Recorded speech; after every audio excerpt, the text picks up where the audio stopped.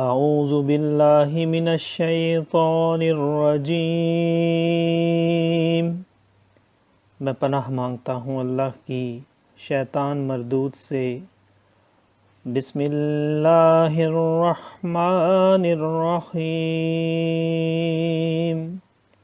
اللہ کے نام سے شروع جو نہایت مہربان رحم والا۔ ما كان إبراهيم يهوديا ولا نصرانيا ولكن كان حنيفا مسلما وما كان من المشركين إن أولى الناس بإبراهيم للذين اتبعوه وهذا النبي والذين آمنوا والله ولي المؤمنين ودت طائفة من أهل الكتاب لو يضلونكم وما يضلون إلا أنفسهم وما يشعرون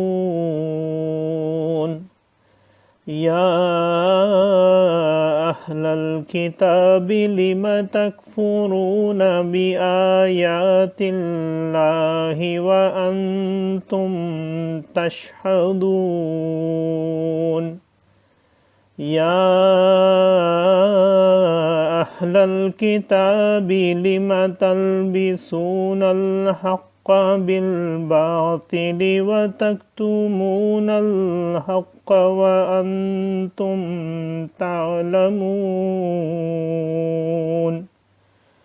صدق اللہ العظیم۔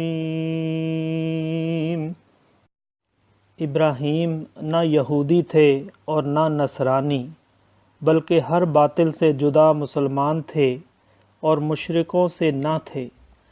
بے شک سب لوگوں سے ابراہیم کے زیادہ حقدار وہ تھے جو ان کے پیرو ہوئے، اور یہ نبی اور ایمان والے اور ایمان والوں کا والی اللہ ہے۔ کتابیوں کا ایک گروہ دل سے چاہتا ہے کہ کسی طرح تمہیں گمراہ کر دیں، اور وہ اپنے ہی آپ کو گمراہ کرتے ہیں اور انہیں شعور نہیں۔ اے کتابیوں، اللہ کی آیتوں سے کیوں کفر کرتے ہو حالانکہ تم خود گواہ ہو؟ اے کتابیوں، حق میں باطل کیوں ملاتے ہو اور حق کیوں چھپاتے ہو حالانکہ تمہیں خبر ہے۔ صدق اللہ العظیم۔ معزز سامعین اور حاضرین، آج ہم نے سورہ آل عمران کی آیت نمبر 67 سے آیت نمبر 71 تک کی تلاوت کی اور ترجمہ پیش کیا۔ اللہ تعالیٰ قبول و منظور فرمائے۔ اللہ تعالیٰ ہمیں قرآن پاک کو پڑھنے، سننے، سمجھنے اور اس کے احکامات اور تعلیمات پر عمل کی توفیق عطا فرمائے۔ دوران تلاوت اور ترجمہ اگر کوئی غلطی رہ گئی ہو تو اللہ تعالیٰ ہمیں معاف فرمائے۔